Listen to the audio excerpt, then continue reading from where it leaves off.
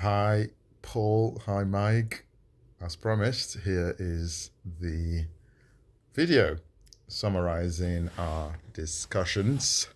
So, I think what kicked it off was we were looking at various things, but we looked at three scenarios. So, scenario one is what I'll call the unintegrated and dissatisfied. So that's when you have a small number of ethnic minorities in the church. So, for the purpose of this conversation, I'll just use the word Nigerians to summarize ethnic minorities. Mainly, keep it narrow. That's what I know. It does apply somewhat to other cultures, but I know this applies to Nigerians. So, we'll call it Nigerians, and we'll call anything white, British, blah, blah, we'll just call it English, right? So then that just keeps it in that way. So, anyways, so you have a small group of Nigerians in the church, and they are generally dissatisfied. There's enough, to keep them in the church. So, but their experience is an experience of dissatisfaction, experience of probably limited growth spiritually, probably some hurt as well, feeling unheard, that kind of stuff. So that's what is scenario one. And on the other side, the English community is sort of the Nigerian community is negligible. Nigerian community only is important on days when we talk about God's, multicultural side of God, or when we want to rattle out stats of how many nationalities we've got. That's only when it becomes relevant. Otherwise, inconsequential.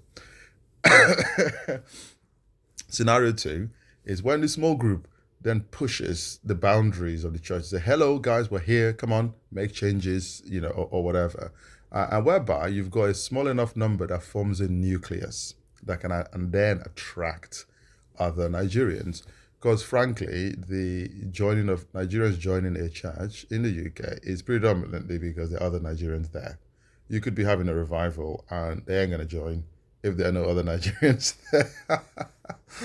uh, Basically, that is the reality. So there's enough of nucleus to attract other Nigerians. I'll call this the unintegrated but satisfied group, because hey, they recognized some of the changes that have been made in the churches to accommodate them in a way that they're comfortable, and it's a big enough group that the majority of their interaction within the church then becomes other Nigerians, which creates dissatisfaction. However, they're unintegrated. And then when you have the kind of phenomenon we're having today, so it was in the news, where the year till June, 142,000 Nigerians have come into the UK, of which the majority of them will be Christians, and they're the ones in our churches. Simples. We won't go into that. I'm trying to keep this video short because I might keep yapping on. So, and when we have this kind of scenario or other kind of scenario, then you have a proliferation of Nigerians in the church. Gosh, that's not a positive word, but the idea is the satisfied, the unintegrated satisfied then becomes the unintegrated and advancing. That's scenario three. Now, what begins to happen, whereby scenario one, the population of Nigerians in the church is inconsequential to the English, whereas now, what begins to happen is it begins to be make the English uncomfortable in the church. And, there's a scenario of people leaving the church because it's not the church that recognize, i.e., I'm not comfortable. We're different, right? All these black faces everywhere. We look different, we smell different, we talk different, we act different. um, but let's not go into any of that one. There's just lots of this stuff. Anyways, so I guess the key theme across all three scenarios is the lack of integration. And by integration, I guess what integration for me boils down to is when do they derive enjoyment, and does it resonate in their hearts, resonate with them when they interact with the British, the English, right? So when so yeah, so that's sort of that are they making forming proper relationships? Are they enjoying it? Are they benefiting from it? Does it resonate inside of them? That's where the resonations are coming from. So so the integration is the issue, right? And that's what's creating everything bad is coming from the lack of the integration. So um and so I think whatever scenario any pastor is in, the integration just seems to be massive and thing to try to achieve. Now, like we talked about, the integration is so challenging. Honestly, I cannot stress it more highly enough. It is very difficult. And that's because, well, one of the reasons, anyway, is that the Nigerian culture is the opposite of the British culture. It's just the opposite. And this is where we talked about the picnic. So let me just run through that then. Sunday afternoon in the summer, English person comes over to Nigerian and says, invites them over to the picnic. Nigerian person thinks, a picnic? Number one, I'm going to be out in the sun. We don't, we're from sunny countries, but we never actually receive, Nigeria, the label that comes with the Nigerian is keep away from direct sunlight. That's how we operate. So we find it uncomfortable, but also the same way the sunlight, gives you a tan. I'm as black as a black man, and I still get darker in the sun. And the same way, every small bit of tan for an English person is a positive. Every bit of lightness from a dark black person in Nigeria is a positive. So therefore, the sun is going the opposite direction. I don't want the sun either. So it's uncomfortable. It makes me darker. Don't really want that. Secondly, in the picnic, I'm going to have to sit on the ground. We don't sit on the ground. I'm an adult. I don't sit on the. I mean, adults don't sit on the ground, right? We've got self respect for goodness sake, right? We don't sit on the ground. Children sit on the ground.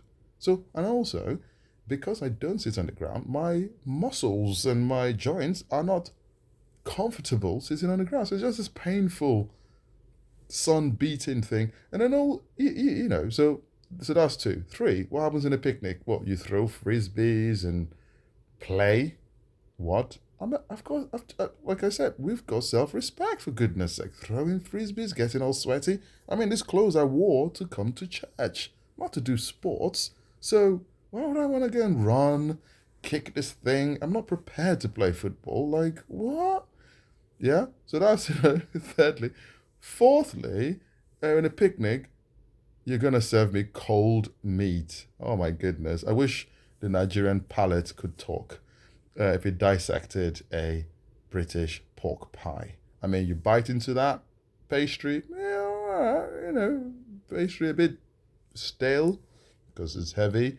This gelatiny thing, yeah, we're used to eating fatty food. That's all right.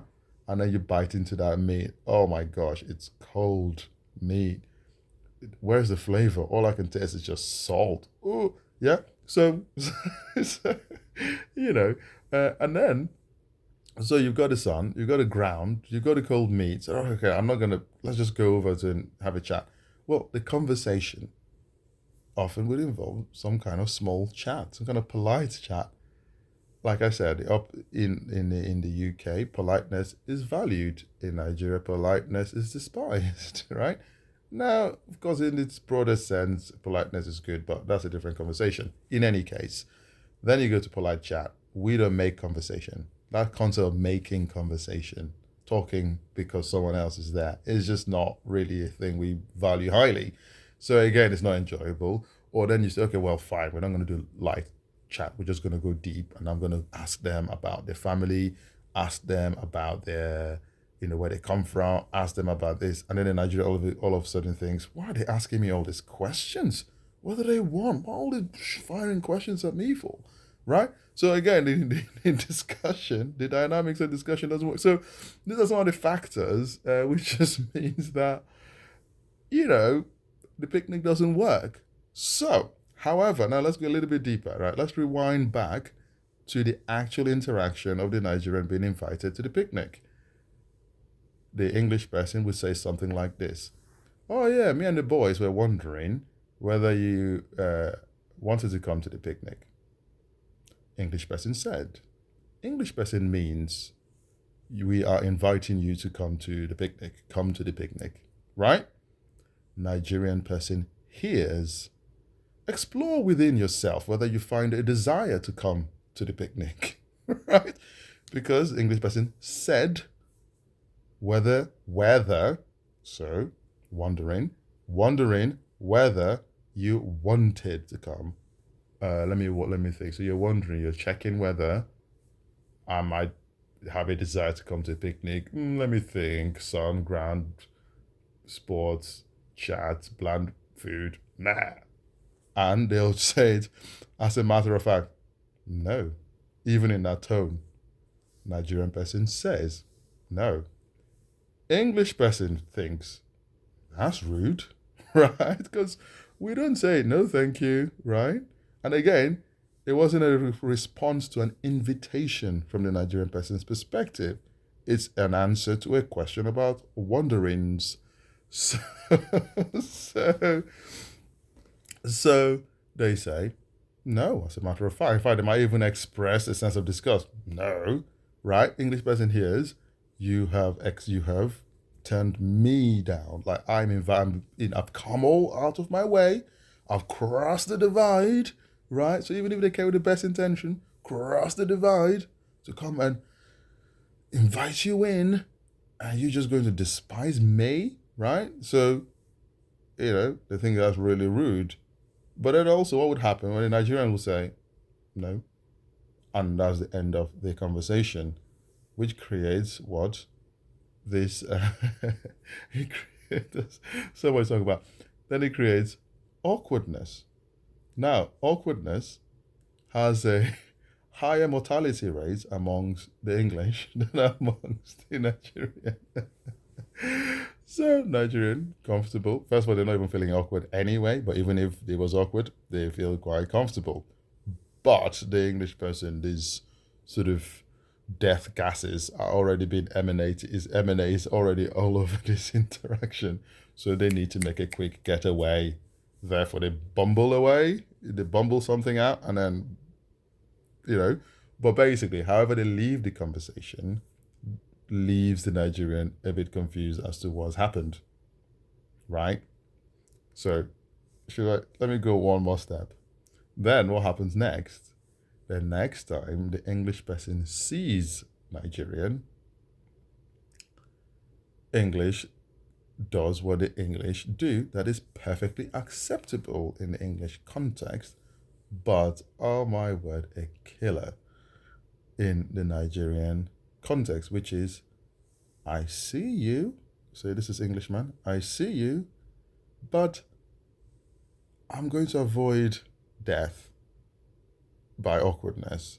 So I'm going to pretend I didn't see you. Now, in English culture, I see you and ignore you. You see me and ignore me. We know we're both pretending not to see each other and ignoring each other, but it's perfectly accepted, so we move on, right? However, Nigerian culture, you saw me, you know me, and you didn't even at least even just acknowledge me a little bit. Whoa, you've just ended that relationship. Not quite, but pretty much. So these are some of the challenges of the integration, and hopefully then some of that is useful. Anyway, most of this stuff we covered. But I think, especially with this current scenario with loads of Nigerians in the UK and then other ethnicities, and this immigration stuff ain't gonna go away. I mean, what if the church, we went a step ahead? I suppose, the whole black George Floyd race thing, and all the churches were apologizing all over the place. What about we having an opportunity for this cultural sort of phenomenon, which could turn into a racial phenomenon, for us to then, leapfrog, and even when it kicks off in the world, they look at us and say, "Oh wow, those guys have got it right." So, but it's a huge challenge. I'm gonna stop there because you guys are, and shepherds in the Lord, and I do really respect that, and I'm not by any means seeking to be your teacher in any way. It was just that you thought some of the stuff we discussed was valuable. So, and we said, let's put it into a video and send it to you. So, yeah, thank you very much for watching. And yeah, laters.